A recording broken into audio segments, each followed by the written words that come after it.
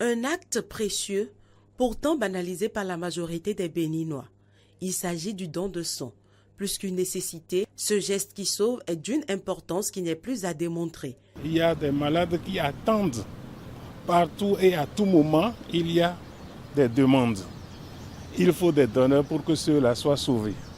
Toutefois, force est de constater que peu de Béninois s'acquittent régulièrement de ce devoir citoyen qui consiste à sauver la vie humaine. Au-delà du manque de sensibilisation, d'engagement et de fidélisation des donneurs, la peur et la superstition selon lesquelles le sang donné s'acquiert par des malfaiteurs ou plus précisément par des cybercriminels pour des sacrifices occultes au Bénin constituent les principaux facteurs qui expliquent la réticence des uns et des autres à aller donner de leur sang. Actuellement, des dispositions sont prises pour que, même si cela se passait, cela ne puisse plus se passer.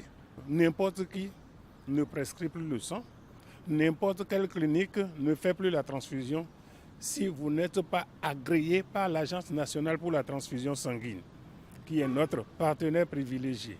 La sensibilisation des citoyens sur la nécessité du don de sang régulier s'impose donc en vue d'un changement de comportement. Sensibilisation qui ne saurait se faire qu'à l'occasion de la journée mondiale du donneur bénévole du sang, mais de façon continue.